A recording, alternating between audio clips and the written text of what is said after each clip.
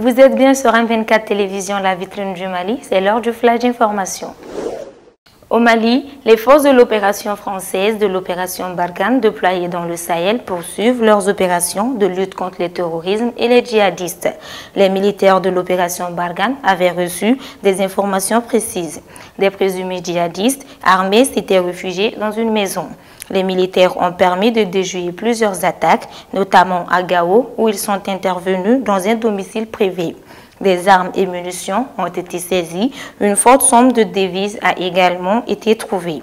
Les personnes arrêtées ont été remises aux forces de sécurité du Mali et les premiers éléments de l'enquête prouvent que les présumés djihadistes arrêtés ont bel et bien des liens avec un groupe armé qui est dans le processus de paix.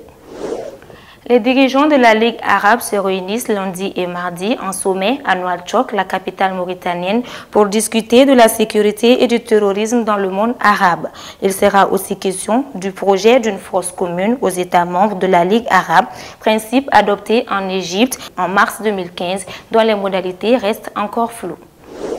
En République démocratique du Congo, le rassemblement de l'opposition recuse le facilitateur de l'Union africaine, Edim Kojo, qui vient d'annoncer le début des travaux du comité préparatoire du dialogue pour le 30 juillet. Ce rejet a fait l'objet d'un communiqué signé du président de l'UDPS, lu par Martin Fayoulou, président de l'ECID et candidat à la présidentielle, en présence de plusieurs leaders des différentes composantes du rassemblement. En Afrique du Sud, la tension monte au sein de la chaîne de télévision publique SABC, accusée de censure à l'approche des élections municipales du 3 août prochain. La chaîne publique a décidé de bannir toute image de manifestation sur ses antennes avant les élections. Plusieurs journalistes ont été exclus du groupe public après avoir formulé des critiques contre ces nouvelles règles. Ils ont porté plainte pour licenciement abusif et devraient connaître leur sort ce lundi 25 juillet. Au Gabon, c'est pour le moins un couac dans la tournée d'Ali Bongo à l'intérieur du pays. Depuis plusieurs jours, le chef de l'État est en déplacement dans différentes provinces pour faire le bilan de son action et annoncer ses projets. Or, samedi 23 juillet, alors qu'il s'arrêtait dans le district de Bolossoville, dans le département du Haut-Tem, un député local du PDG, Bertrand Zibi Aguébé, a démissionné en plein meeting. Une campagne anti-française bat son plein en Libye où la France est accusée d'ingérence dans le conflit libyen après l'annonce de la mort de 3 sous-officiers du renseignement en mission à l'est de Benghazi.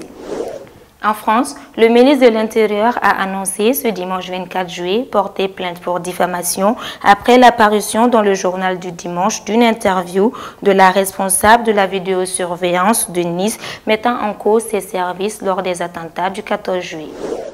Un ressortissant syrien de 27 ans dont la demande d'asile avait été rejetée il y a un an a déclenché dimanche 24 juillet une charge explosive à l'entrée d'un festival de musique faisant 12 blessés, dont 3 grièvement, à Ansbach en Allemagne. L'auteur de l'explosion est décédé. Aux États-Unis d'Amérique, alors que s'ouvre à Philadelphie la convention démocrate pour introniser Hillary Clinton officiellement pour la Maison-Blanche, la présidente du parti, Debbie Wasserman-Schultz, a annoncé sa démission. De très nombreux partisans du parti au pouvoir et du principal parti de l'opposition en Turquie se sont rassemblés dimanche dans le centre d'Istanbul pour soutenir la République et la démocratie après le putsch avorté du 15 juillet. C'était là le flash de la rédaction. Merci à vous de l'avoir suivi et à très bientôt sur m24tv.net ou sur la page Facebook de la télévision pour d'autres informations.